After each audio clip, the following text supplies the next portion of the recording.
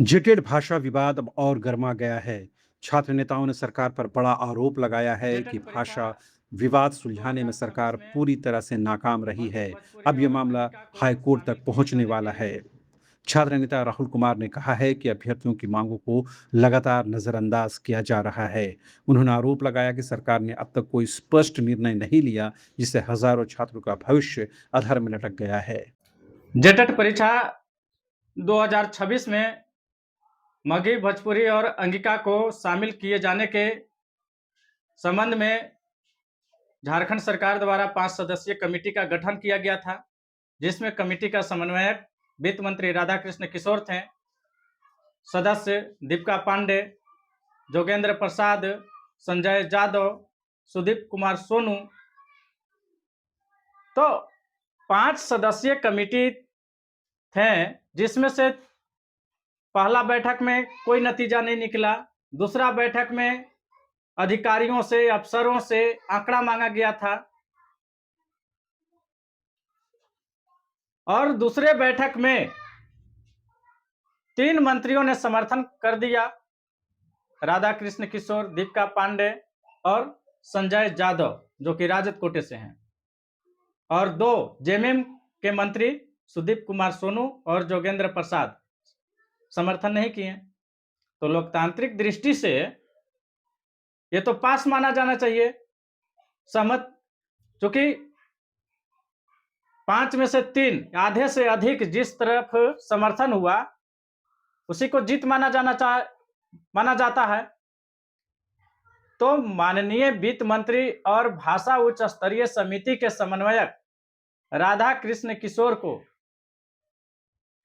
सरकार को मगही भोजपुरी अंगिका शामिल करने का सिफारिश भेजना चाहिए। उसका कॉपी कार्मिक विभाग को भेजना चाहिए, ताकि नियमावली में सुधार करके और मगही भोजपुरी और अंगिका को शामिल किया जाए। लेकिन इन लोग आपस में फिर आज को विवाद मान लिया। अरे इसमें विवाद की क्या बात था? जब लोकतांत्रिक तरीके से देखा जाए तो आधे से अधिक जिस तरह बहुमत होगा उसको पास माना जाएगा। तो इन लोग घूर फिर करके कौआ जैसा निर्णय ले रहे हैं और जिलेबी की तरह गोल गोल घुमा रहे हैं। अब मैं राहुल कुमार क्रांति इस मामले को ज्यादा अब इंतजार नहीं करूंगा, चूंकि मैं अभी तक इंतजार कर रहा था कि सरकार के द्वारा जो कमेटी गठन की गई है कुछ नतीजा आएगा। मैंने कोर्ट जाने का जल्दीबाजी नहीं किया कि जब सरकार निर्णय ले ही रही है, कमेटी गठन हो ही गया है, तो निष्कर्ष भी आएगा। लेकिन निष्कर्ष जिस हिसाब से दिख रहा है, निकलता हुआ नहीं दिख रहा है। अब फिर बोल रहे हैं सुदीप कुमार सोनू कि अब मुख्यमंत्री निर्णय लेंगे। तो जब मुख्यमंत्री को निर्णय लेना ही था, तो कमेटी का गठन क्यों किया गया था? इससे साफ जाहिर है कि इन लोग भ्रम में रखना चाह रहे हैं, बरगलाना चाह रहे हैं।